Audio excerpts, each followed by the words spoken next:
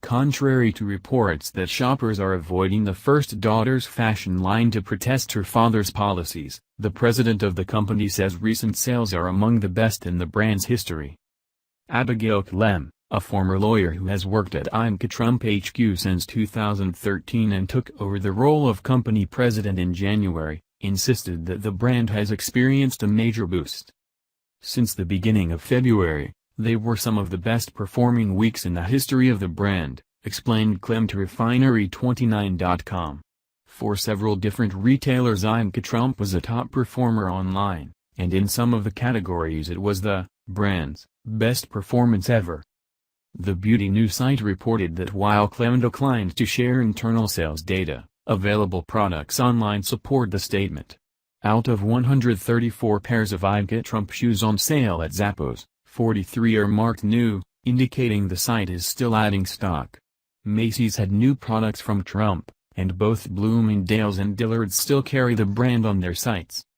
List, which monitors purchasing data from thousands of retailers, revealed that from January to February, Ivanka Trump sales increased a whopping 346%.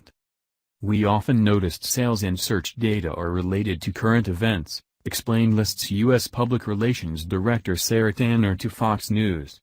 During the presidential campaign last year, we saw a 460% increase in searches for pantsuits, which we likely tied to Hillary Clinton's affinity for the style.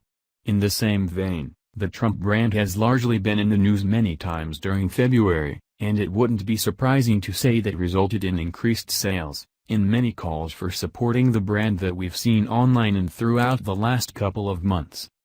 In February, it was reported that Trump's namesake eau de parfum held two top-selling spots on Amazon.com, one for the full-sized bottle, the other a roll-on, which is still out of stock. Current reviews showed that customers were specifically purchasing the fragrance in support of the 35-year-old mother of three. Whether this is a long-term trend, we can't say, said Tanner on the growing demand for Trump merchandise. We've tracked the sales from March thus far and, if sales continue, we'll see an 8% increase, in relation to January sales, but nothing as large as what we saw in February. But, it's still stronger than it had been in January. Tanner also added that shoppers typically gravitated towards Trump's heels and dresses, which was the number 2 seller. However, every category of the brand sold much higher in February than what they've normally seen.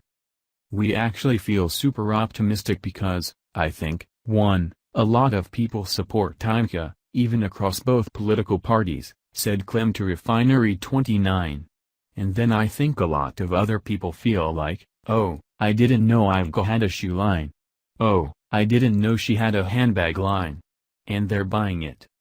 Trump confirmed on January 11 that she was stepping down from her posts at the Trump Organization and her fashion brand.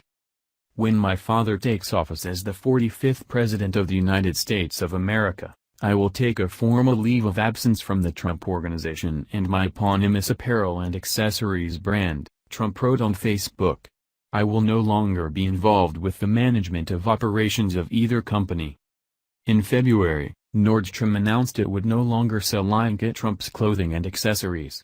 The move came amid a week-long campaign known as Grab Your Wallet, which called for a boycott of retailers that carry Ivanka Trump or Donald Trump merchandise.